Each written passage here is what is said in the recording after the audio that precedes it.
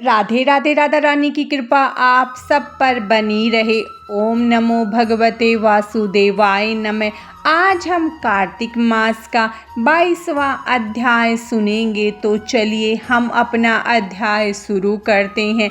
आगे की कथा सुनाते हुए सूत जी ने कहा, हे ऋषियों, इस प्रकार वह राक्षस और पिशाचनी दोनों घूमते फिरते नर्मदा नदी के तट पर एक वट वृक्ष के नीचे आकर ठहरे। उस वट वृक्ष पर एक गुरु निंदक ब्रह्म राक्षस रहता था।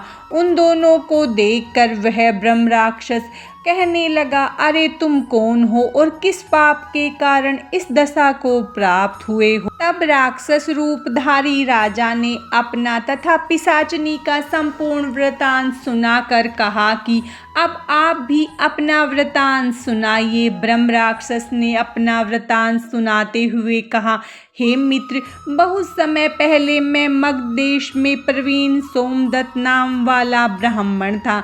मैंने अपने को बड़ा भारी विद्वान और महान मानकर अभिमानवश गुरु का अपमान किया। उसी पाप के कारण मैं इस योनि को प्राप्त हुआ हूँ। इस जन्म में भूख से पीड़ित होकर मैंने अनेक ब्राह्मण खा डाले। गुरु का अपमान करने से निश्चय ही ब्रह्म राक्षस की योनि प्राप्त होती है। यह बात मैंने भली भांति जान ली है। तब कमलाशपाद ने पूछा, हे मित्र, गुरु की कोटि में कौन कौन आते हैं, कृपा मुझे बतलाइए। ब्रह्म राक्षस ने कहा, वेदों को पढ़ाने अथवा सुनाने वाला, वेदों तथा नीति शास्त्र की व्याख्या करने वाला, वेदों के संदेह को दूर करने वाला, भय निवारण करता, अन्नदाता, शिक्षा देने वाला, बुरे कार्यों से रोकने वाला, पिता, ससुर, मामा, बड़ा भाई, गर्भ से मरने पर्यंत 16 संस्कार कराने वाला तथा राजा को शास्त्रों ने गुरु कहा है, इसीलिए इन सब की वंदना करनी चाहिए। यह सुनकर कलमाशपाद ने आगे पूछा, हे भाई, तुमने अनेक गुरु कहे हैं, इनमें से कोई बड़ा भी है या सभी बराबर है? ब्रह्म राक्षस ने कहा, हे मित्र, यद्यपि हम राक्षस हैं और साथ ही भूख प्यास से दुखित भी हैं, परंतु क्योंकि गुरु महिमा के वर्णन से ही कल्याण होता है, इसीलिए मैं इसका वर्णन करता हूँ। सब गुरु बराबर हैं, फिर भी इस संबंध में शास्त्रों का कथन सुनो। वेद तथा मंत्रों का उपदेश करने वाला, धर्म शास्त्रों तथा पुराणों की व्याख्याता तथा उपदेश करता, ये विशेष गुरु माने गए हैं।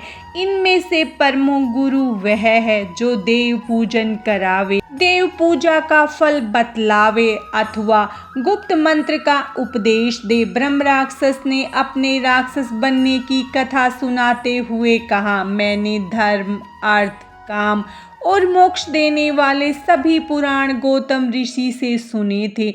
एक समय मैं भगवान शिव का पूजन कर रहा था कि उसी समय महर्षि गौतम वहाँ पर आ गए। मैं पूजा में ही लगा रहा और मैंने खड़े होकर उनको प्रणाम नहीं किया। तब भगवान शिव ने गुरु का अपमान करने के कारण मुझे ब्रह्म राक्षस बना दिया। यह कथा सुनाते हुए सूत जी ने कहा, हे ऋषियों, इस प्रकार गुरु की महिमा का वर्णन करने अथवा सुनने से उन तीनों के पाप नष्ट हो गए। ठीक उसी समय उन्होंने कुछ दूर पर गर्ग मुनि को आते देखा तो पिशाचनी तथा दोनों राक्षस उन्हें अपना भोजन जान दोनों हाथ उठाकर उनकी ओर भागे, परंतु गर्ग मुनि के द्वारा भगवान शिव का नाम लिए जाने पर उनके समीप न जाकर पिशाचनी दूर से ही कहने लगी, हे महात्मन, आपको नमस्कार है। हमने कितने ही ब्राह्मण खा डाले, परंतु महादेव जी का नाम स्मरण करने के कारण आप सुरक्षित हैं। तब गर्ग मुनि ने तुलसी युक्त जल से उनका अभिषेक किया। उस जल का स्पर्श होते ही वे तीनों राक्षस योनि से मुक्त होकर देव रूप हो गए। ब्राह्मणी तथा सोमदत्त विष्णु रूप होकर गर्ग मुनि की स्तुति करने के बाद विष्णु लोक को चले गए। उन दोनों के वैकुंठ जाने के पश्चात श्राप मुक्त राजा सोच में पड़ गया। उसको इस प्रकार सोच में पड़ा देखकर गुप्त रूप से सरस्वती जी बोली, हे राजन, तुम किसी प्रकार की चिंता मत करो। राज्य सुख भोगने के बाद अंत में तुम भी विष्णु लोक की प्राप्ति होगी।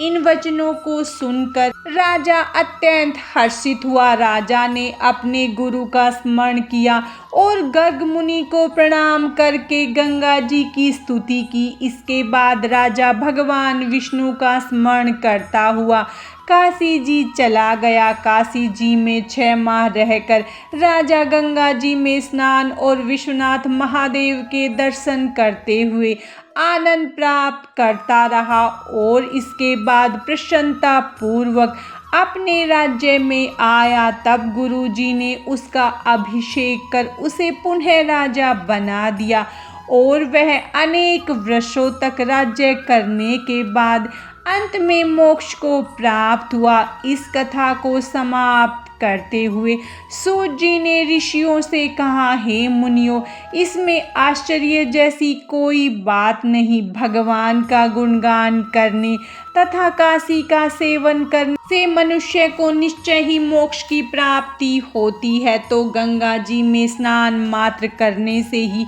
करोड़ों जन्मों के पाप समाप्त हो जाते हैं। कार्तिक मास का 22वां अध्याय समाप्तम। भगवान श्री हरि विष्णु और माता लक्ष्मी की कृपा आप सब पर सदा बनी रहे। राधे राधे।